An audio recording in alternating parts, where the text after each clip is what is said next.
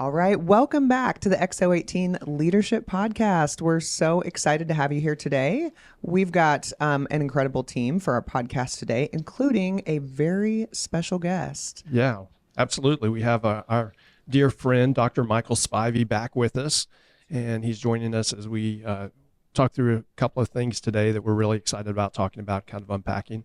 But it's great to have Mike. Mike, thanks for being with us again on these episodes. So, man, we appreciate having you. Sure. I'm thrilled to death to be here. Thanks for the opportunity, and great to hang out with an awesome crew. Yeah, and Mike's got 30 years of ministry, leadership experience.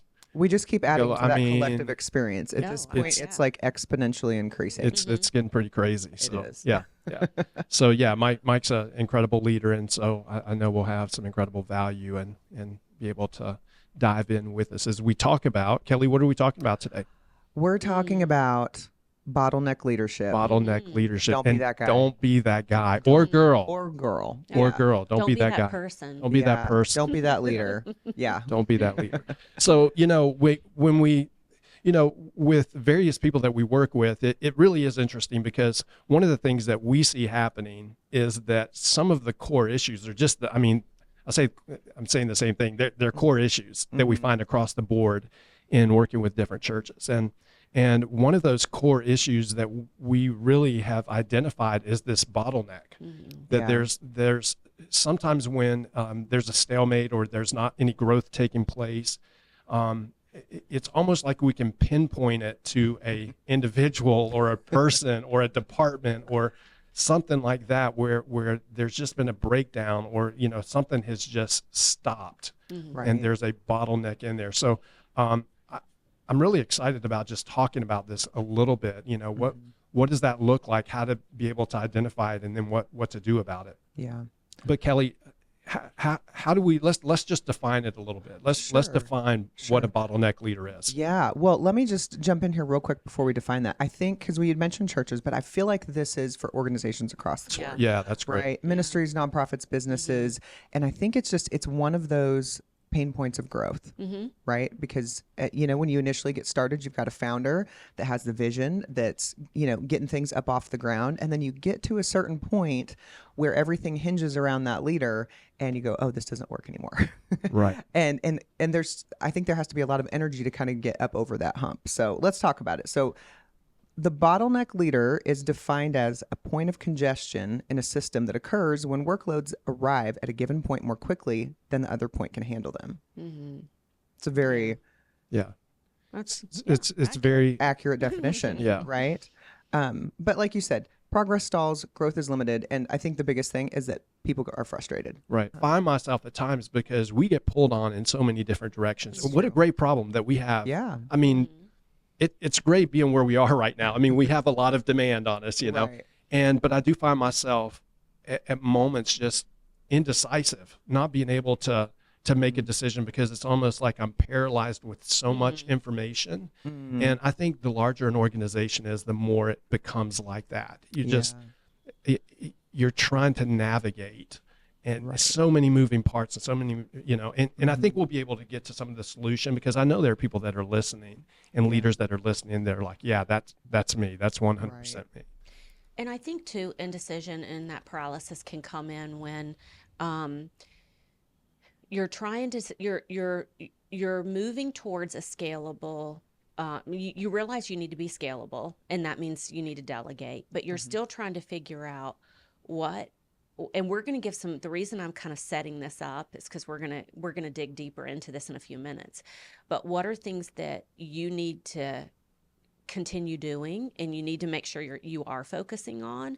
And then what do you need to delegate? What do you need to possibly stop doing? What do you need to simplify? So what do you need to automate? So I think what happens is you're at a place where too much information is coming in. You're not able to process it in a timely manner or address it in a timely manner. And so then you have to make some decisions. Yeah. Well, and two, I think it really depends on the background, the makeup of the leader, him or herself. I know I'm a consensus builder type of leader, and so when I can't get consensus, I get paralyzed. Yeah. Oh, That's good. wow, that's a And, great yeah. point. That's really good. Yeah. Um, Well, I was just going to chime in the other thing, and I think from leading an organization, and you're being needed in so many different areas, and having to switch hats, and it's like we didn't answer over here on media, and then it's like staffing and HR and personnel, and then what I mean, like it's shifting in so many directions, and I think sometimes it takes a minute to like orient yourself, process through the information, and then to be able to make a decision that you want to stand on. Yeah. It Yeah. can be kind of challenging jumping back and forth between all those different things. That's good. I know we kind of wrote down some notes related to this that I think, it's just awesome as far as some of these characteristics, but overanalyzing. Oh, totally. Yeah. Overanalyzing is Yeah. a big one. I mean, can't do anything because we've got to, run this through so many processes, Right. trying to get to, and then or needing to collect more data. And kind of, it made me think, Mike, what you said about consensus. And do you think there are times that consensus can slide into any type of overanalyzing? I can overthink lunch personally, but Yeah. and just where the organization is as an organization. I mean that plays into this too. There was a time in the church that I lead where they slid everything across the desk and said, "Have at it." right.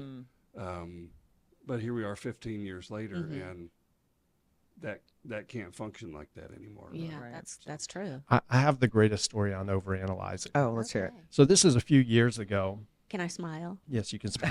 So this is a few years ago. I mean, I was so, I mean, indecision, overanalyzing, over busyness. I mean, just all those things.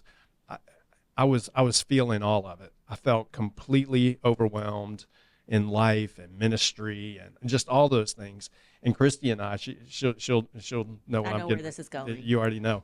So we're traveling. I can't even remember where we were going, but we, get to the rental car place. We go out, and it's part of the deal. We just walk out and pick out whatever car it is, the little executive aisle deal. So we get out there, and I'm standing there, and I'm trying to find a car. And I'm just going from car to car. No, I don't want this car. No, I don't want this. I mean, I'm just going to all the different cars.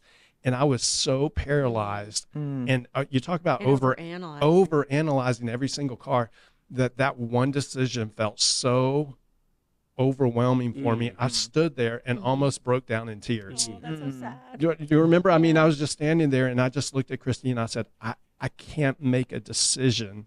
It was like I had decision fatigue. Right. And then we got in a convertible Mustang, and it was winter. Yeah. I didn't. Yeah. I just But said, at "Hey, least it's I gotta- made a it's gotta decision, seat know. warmer." So I was like, it's fine. But yeah, and we were fine. Yeah. We were completely fine. So classic overanalyzing. So now I just try to go out and I only look at like 4 different cars now instead of 20 of them. Yeah. And and then another characteristic of a bottleneck leader is micromanaging. Yeah. I mean, we could do a whole episode. We could sit here. just We could just on sit here for a minute. managing. Tell war stories about how we've been micromanaged. Yes, Oh, yeah. because we never have. I have never in my life micromanaged anything. Right, but it's, Never. it's true. We have our own stories, like Mike, you were referring to, of being micromanaged. But then what's hard is when we realize we become the micromanager. Yeah. Right. And we're like, oh, no. Mike, best story, best experience from you being micromanaged. Okay, it immediately comes to mind. So I'm working as a staff pastor. I had been sent on an errand because I was doing some manual labor around the church. It was before the days of when cell phones were so, pronounced. So we had pagers. Oh gosh. Pager. So 911. So I get a pager, 911, call the church. So I stop and call the church, and he says, I said, Pastor, what is it? I just got your page, and he says, hey, I need you to stop and get me a Pepsi on your way back. Oh, stop. 911. 911. 911. This is an emergency Right. situation. I need the Pepsi. Little micromanage. That's a little bit of micromanage. Yeah. But let's then transition into why this is, the worst leadership model ever. Right? But yet everybody's go-to. But everyone's doing it. I know. It is that point of growth. And I do think that there's so much frustration and it takes so much energy and intentionality to get over this hump, because even if you're working towards getting out of that bottleneck, you still have to keep the organization afloat. There's some things that you just can't stop doing, right? And yet you're having to either train or hand off, or, and none of those things are just easy. You can't just say, oh, today I'm going to hand off, what this task or this thing, and I'm going to hand it off over here to Mike, and he's just going to be able to know it and run with it, right? Like there's that transition period. So it sounds like, it sounds easy, like, yeah, we'll just delegate and do all the stuff. But it's that hump of being able to get over and do the transition, and then the first time that person that you hand it off to messes up, because they will, right? Yeah. Or they won't do it the way that you did it. Right. And then you have to be able to either walk alongside them or to, bring some feedback, or, there's always that back and forth. And the easy thing to do is to want to take it back. Yeah. Right. And to want to take it back and think it's just easier for me to just have everything rather than train someone, delegate, pass it off, and to let them run with it. So, yeah. And if a leader doesn't do that and they find themselves either the problem or they know where the problem in the organization is, if some of that is not resolved, growth stalls.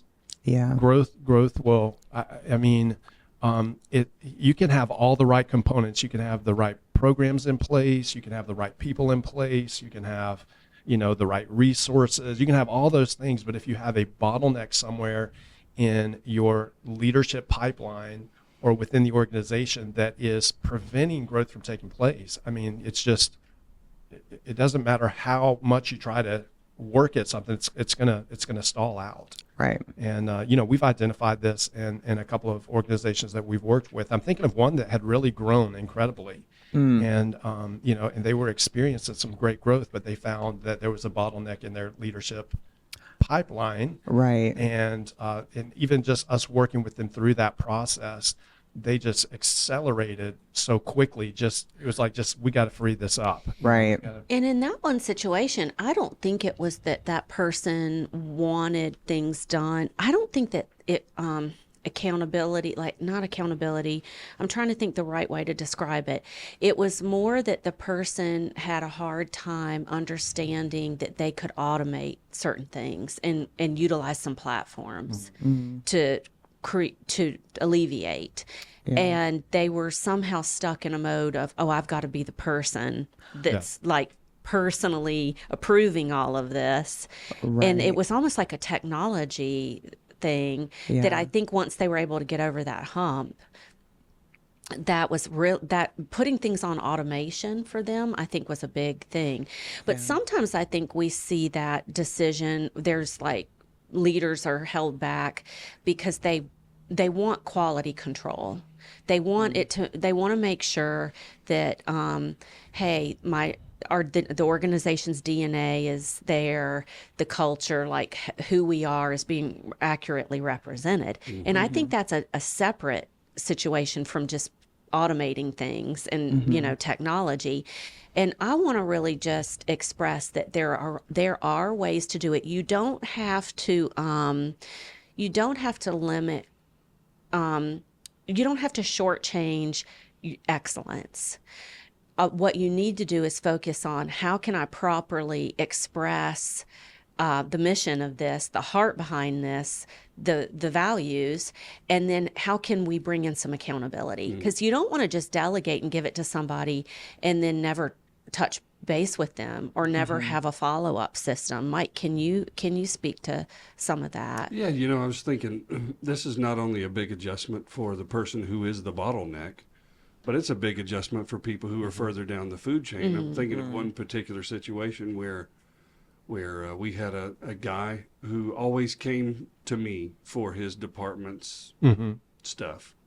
We made some changes. Stuff. Yeah. Every department feels like they get shortchanged, So I said, okay, now you're going to go to so-and-so. And for 2 years, he tried to continue to come back to me. So for him, it was like, yeah, but you're the guy. You're the guy, right? So to try to convince people and work that throughout the whole system, it can be difficult for everybody. Yeah, that's true. Yeah. Yeah. Well, let's spend a little bit of time just talking about how do you stop the bottleneck? Yeah, that's how do great. you do that? And I know we've kind of processed through a few things that we wanted to share with you on how to stop that. And I think one of the first things that you have to do is, before we jump into some application, is gain some clarity. Right. And there has to be almost the acknowledgement. And it really is funny. We always, in our episodes, we go back to transparency, because you have to be able to be kind of self-aware, Right. especially if you're the problem. It's so good. To be able to say, okay, Self-awareness. I'm the problem. Takes a and lot of humility to I need admit to do that. something about it, Right. and recognize that. And then just as far as application, really looking at that, there's a saying that I heard that that I've started utilizing some when we do some coaching and working with teams. And I have them fill in this blank. If blank, and you put your name right there, if blank does not do this, then the future of the organization will be threatened. That's good. And so whatever is in that box is priority. Whatever's on that Right. line is priority. And anything that's not there needs to be eliminated, automated, or delegated.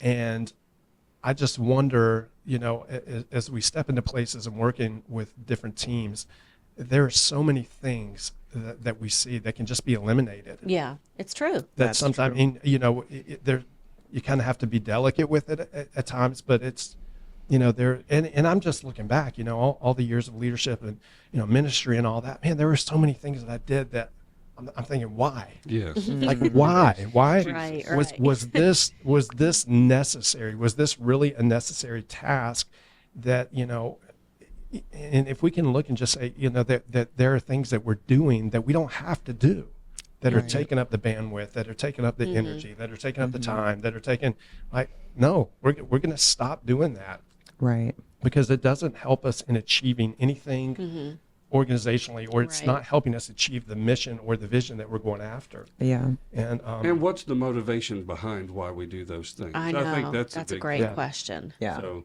I want to be the hero. Depends on what it I is. want Yeah. people to think this about me, and therefore, Hero or ego. Yeah. yeah. Right. The other thing that I bring up to a lot of people is that busyness is not always fruitfulness. So just because you feel busy doesn't mean you're busy doing the Right. right things. Yeah. That's actually moving the ball down the field, accomplishing the mission and the vision. Well, and man, talking about the busyness part, let me unpack this real quick. One of the things that I realized I used to do as a leader at times, whenever I felt like we were lacking momentum, I would create something new. And Can I smile? and creating something new It's a painful smile. and creating something new, it brought some instant life, Momentum. but it was just all pseudo momentum. Mm-hmm. Because it didn't last, it was Right. just, and then you end up doing those things, and then you become kind of a slave to them, Wow. Right. to the programs or whatever you've instituted, and those are things that I think we need to look at. What are those things that we created? What are those, kind of auxiliary, Yeah. that's what, auxiliary programs or ministries that we started up that aren't fruitful. They're not producing anything, but now we're like, it's just redundant. We're just doing it now. That's probably something to evaluate and say, are there some of those things that exist that we just need to eliminate? They It's don't not work. necessarily furthering the mission of the It's organization. not doing anything, yeah. Right, right. Yeah, that's good. Wah, wah, wah. That's a great note right there. That's- Kinda, Yeah. great Yes. moment. Second, just as far as application is just simplifying. Let's talk about that. Just the importance of simplifying for a minute. All right. I mean, if we want to get biblical, the Bible talks a lot about pruning Yes. Yeah. and pruning being the thing that's necessary for growth. Right. Yeah. And at some point you get extra branches on the tree and they need to be cut back so that you can actually keep moving forward and pouring the resources and the talent and the leadership into the things that are accomplishing the mission. Yeah. Yeah, my people get sick and tired of me saying this, but I tell them all the time, whenever you say yes to something, you're saying no to something else. Oh, that's Right. good. You know, and simplifying what you want to be about has got to be like priorities Mm-hmm. Yeah. Yeah. way high. Yeah. Things don't have to be as complex as what we make them. Yeah. Mm-hmm. I mean, we really do Right. have a habit of making things more complex. Yeah. I mean, here's a good idea. Well, I Hmm. was going to say, let's just use the Bible as our guide. I mean, there's some simplicity. You know what I mean? There's just some very clear principles for us that we, I think, overthink sometimes. So, Exo18. Exo18. Right? yeah. Right. Yeah. I love it. Well, also automate, we kind of touched on that earlier. And, you know, Kelly, you really have an amazing, I don't even know how to say it. Like, you just know so many platforms. And Thank you. yeah, you do. My work, I like to say my work love language is efficiency. Yeah, okay. And I don't know if that just comes from being like a working mom my whole Yeah, life. And I'm yeah. like, nobody's got time for this. Like, honestly, my biggest frustration with organizations when we're doing things that can be done simpler, right? Because I'm like, we want to do the things that matter. So Yeah. if you can use a platform or some technology to simplify something or put a system in place that just takes care of it for you, then, I mean, why not? Why wouldn't we do that? I didn't even realize what was available until we started working together. And I think that technology is improving constantly, and it's, you know, it is hard to stay on top of all of that. And I think that's one of the benefits of having an outside you know, firm that is staying on top of some of those things, to be able to come in and say, wow, have you guys thought about this? Have you thought about this platform that connect that platform? And I'm working with a client right now, and they're in a platform, and I said, you know, you're not using it at the capacity, and he was like, I know, but you know, there's a learning curve. And then you have to retrain people. And I said, I know, but if you can do it and you can stay committed to it, you're going to save so much time on this end. And Kelly, unpack some of that, like, you know, an experience or the benefits that you found when you're working with clients when they get on the other end. Oh my gosh. Yeah. I mean, I think if you want to exponentially increase your bandwidth, find some platforms and some ways to utilize technology. So even going down to, I know that in previous podcasts, we've talked about organizational communication. And one of the things that I find as I go in and work with clients that's so clunky is their communication and especially their reporting. So I was working with a client, and they were having everyone submit a lengthy weekly report by email to a central person who then had to organize it and then would send it both to the senior pastor and the executive pastor. And that whole process, I mean, just took hours upon hours upon hours. And then by the time the information actually got disseminated to the people that needed to make decisions and to speak into some of those things, I mean, it already felt like it was 2 days late. Wow. Right. Right. And so when I went in there and was working with them and I started suggesting some platforms, I'm like, you realize that there's some things that you can utilize organizationally that will just automate this. It will sort it for you. It will populate it to the people that it needs to populate to. And now you've just freed up 10 hours for your administrative assistant who's been doing this by hand every single week, and you've got real-time data, you know. And I think they looked at me like I had 3 heads, because again, I'm introducing something that they'd never. And I think if you just, once you get used to doing something, you don't even know that Here it's they are 10 years later, still doing the same thing. Still doing email and Excel spreadsheets, which I heard a funny, we'll unpack that in a later episode. So I'll have to just give you a little teaser for a future episode on Excel hell. Well, when this whole internet fad is over, you guys come and talk to me, because that's the level I'm at with automation. Where's the paper at? Where's the paper? Okay, I have a funny story. So I went in to work with an organization, and it really blew my mind that they were still they had everything in binders, like paper binders. And I'm like, organizationally, is there not a central? There could be a fire. Right. I'm like, and then what? It was so outdated, and it was just driven by a fear of security issues and stuff like that.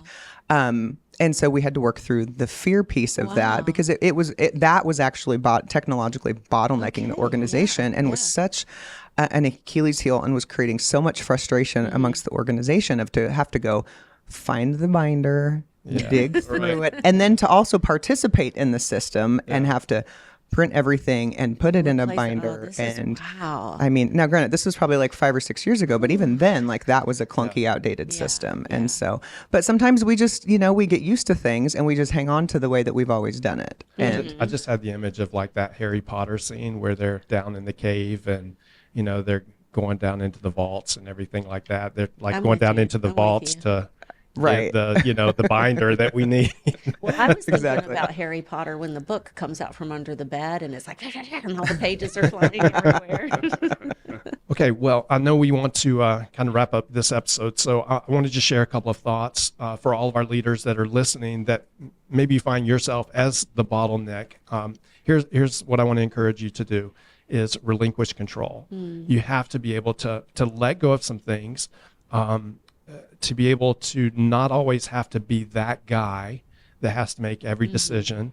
And you're also going to be, one of the things that I'm coaching a leader on right now is being okay to delegate and being okay with 75% of what he wants. You're not going to get 100 when you delegate and you let some things go and you kind of open up that area of your life and you cease being the bottleneck. You're going to have to be okay with just saying it's not going to be exactly how I want it, and that's okay. Yeah. That's how the growth begins to happen because, and I heard a great leader say this recently: you can have control or you can have growth, but you can't have both. Right. And so there's That'll that preach. tension in it, and but you have to be able to learn to empower. And so we'd love to help talk you through some of that and work with you on your journey.